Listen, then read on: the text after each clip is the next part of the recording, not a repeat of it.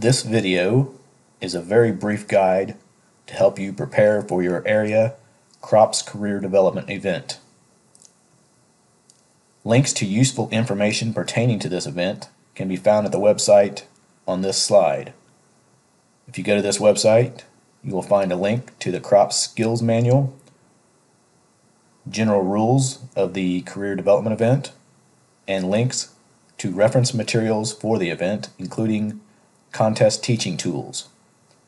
The maximum possible score for the crops CDE is 1,000 points. Identification is worth 600 of these points, so 60% of the contest score is made up of identification. Weed and crop plant and seedlings will be 25 samples at 10 points each for 250 points. Most of these will be pressed plant mounts. A few of them will be photos of seedlings. Weed and crop seeds will make up 25 samples at 10 points each for another 250 points. These will almost certainly all be in sealed vials. It's possible that a few of the seed samples will be in open containers, but most of them will be in small sealed vials. And it is perfectly acceptable to use a magnifying glass or magnifying lens to help you get a closer look at the seeds. Crop disease, damages, and insects are worth 100 points, with 10 samples, each worth 10 points each. These will be diseased seeds and damaged seeds in sealed vials, or photographs of crop disease, damages, and insects. The example in this photograph is the damaging insect aphids on a soybean leaf.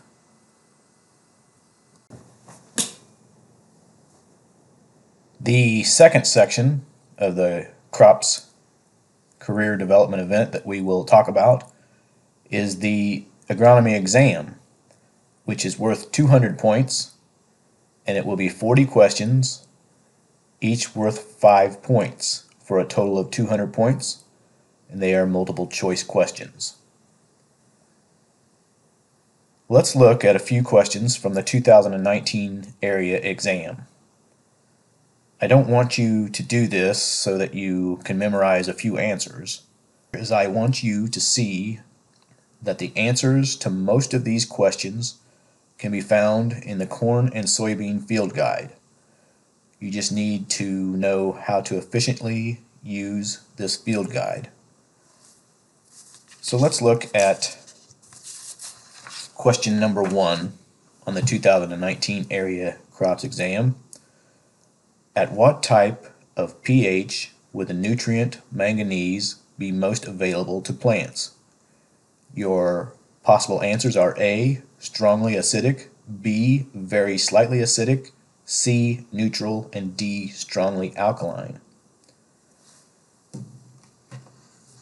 If you look in your corn and soybean field guide, the first page, as you open it up, I'm looking on page 3, it's the table of contents.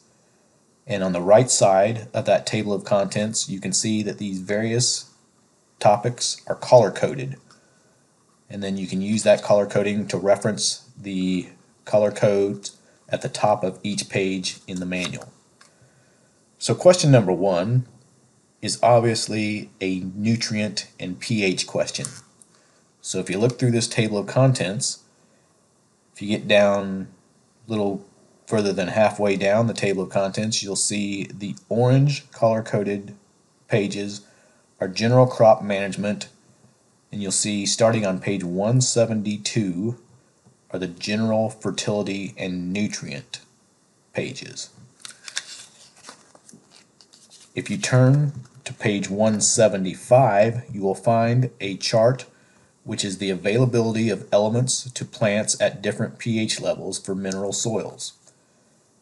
If you look at this chart, we are asked in question 1 a question about manganese availability. So if you look on the chart, you'll see manganese is the third nutrient from the bottom of the chart.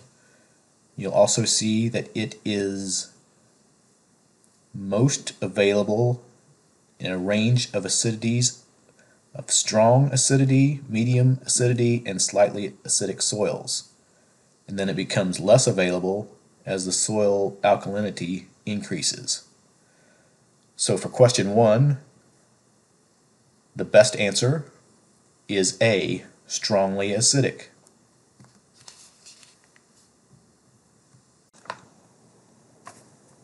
Okay, let's go through just a couple more questions from the exam just to kind of familiarize ourselves with how to use the corn and soybean field guide to find the answers. So if we just look at question number 4, which of the following broadleaf weeds may be misidentified as pigweed or Palmer amaranth and has long 3 to 6 inch leaves? So if we look at the table of contents on page 3, if you look through there about 3/4 of the way down the table of contents in the kind of purple section, there are some weed identification plates beginning on page 247. So if you turn there and start looking on page 247, you'll see that there's photographs of some of the more common weeds that we find in our corn and soybeans. We're looking for one that is commonly misidentified as either pigweed or Palmer amaranth. If you look on page 251, there's an explanation of what Palmer amaranth looks like. If you turn the page to page 253, there's a photograph of the leaves and the stem of redroot pigweed. That's another weed that is commonly confused with the weed in this question. If we turn to page 254, we can see there is a weed called tall water hemp, Amaranthus tuberculatus, which is D in question 4. And if you look at the description of this weed, it says it's similar in appearance to pigweed and Palmer amaranth. Ding, ding, ding. Plants lack hairs and have long 3 to 6 inch ovate to lanceolate shaped leaves with short petioles. So that's our answer. D, Amaranthus tuberculatus. Found that on page 254. If we look at question 5, a black layer at the base of a corn kernel taken from an ear of corn indicates what? Our possible answers are A, physiological maturity, B, disease, C, pest damage from weevils, or D, nutrient deficiency. This is going to be kind of a tough question. You could spend quite a bit of time looking through the book for it, but I will tell you that it's a question about a corn kernel, so we're probably going to be in the front of the book in the green section, beginning on page 11, going through page 103. And as I look through those sections, finally on page 36, I'm finding a physiological maturity, some photographs of a corn kernel at physiological maturity, or R6. You can see there in the photograph there's a black layer at the tip of the kernel, and it says corn at physiological maturity with a visible black layer. So your answer for 5 is A, physiological maturity. I can't go through all these, but I think you get the idea. I believe if you were to take one of the old exams, the 2019 exam is available online. If you went through those 40 questions, I'm pretty sure that you could find the answers to at least 35 out of the 40 by looking through the corn and soybean field guide. There may be a few questions that you can't answer from that field guide, but this will really help you with a lot of those questions on the exam.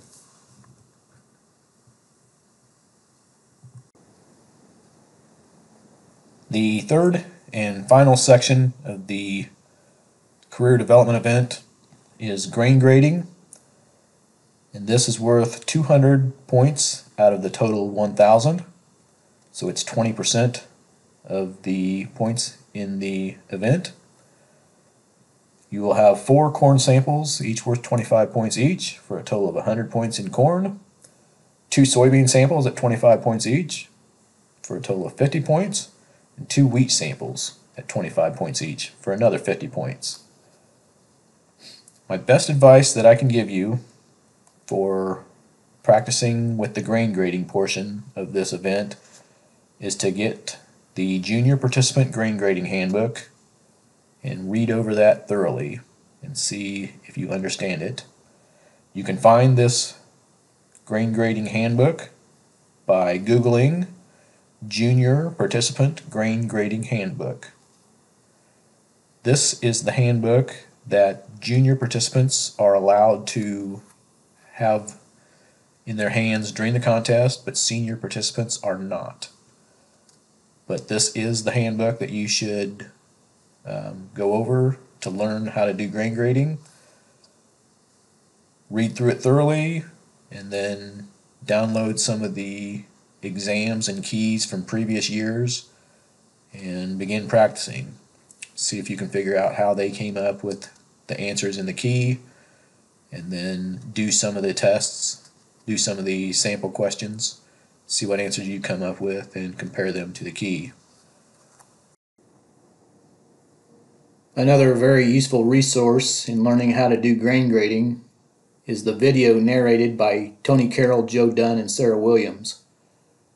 This is an unlisted video on YouTube, but you can find the link by either typing the address on this slide into your browser address bar, or you can go to the Indiana 4-H website, click on the Get Involved tab, and in there you will find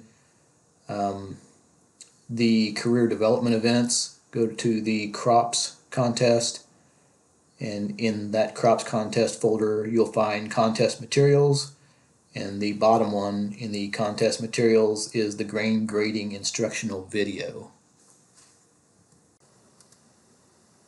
I know that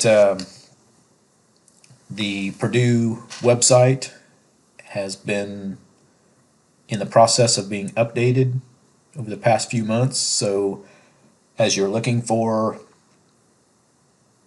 materials to help you study for the crops career development event, you may find a link here or there that is broken, that doesn't go to the correct website. If you're having trouble finding some of the information that you want or need, you can leave a question in the comments section of this video, and I will attempt to find an answer for you if I can. I appreciate you watching this video. I hope it helps a few of you feel like you're a little better prepared to come to the crops career development event. Thank you for watching this video.